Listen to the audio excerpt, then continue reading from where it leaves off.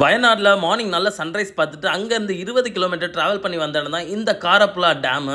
இது டேம்னு சொல்கிறது ஒரு பிக்னிக் ஸ்பாட்டுன்னு சொல்லலாம். இங்கே ஜிப்லைனு, ட்ராம்பலினு, ஜெயின் ஸ்விங்னு எக்கச்சக்க ஐட்டம் வச்சுருக்காங்க. உள்ளே போகிறதுக்கு டிக்கெட் 30 ரூபா. குழந்தை கண்டிப்பாக கிட்ஸுக்கு இது செம்ம ஃபேவரட் ஸ்பாட்டாக இருக்கும். ஏன்னா அவங்களுக்குன்னு எக்கச்சக்க ஆக்டிவிட்டிஸ் வச்சுருந்தாங்க. 100% அவங்களுக்கு ஃபன் ஃபில்டாக இருக்கும். அதுக்கு நான் கேரண்டி. நாங்கள் போன டைமில் நிறைய புது புது மிஷின்ஸும் ஆட் பண்ணிக்கிட்டு இருந்தாங்க. கன்ஸ்ட்ரக்ஷனில் இருந்துச்சு.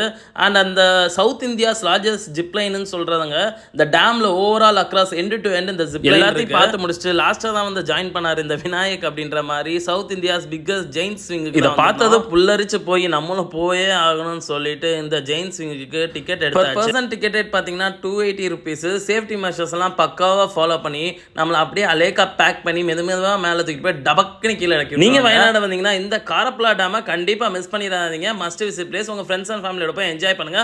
அப்புறம் சொல்லுங்க, ஆமா சபா நீ சொன்னது சரிதான்டா அப்படின்ட்டு.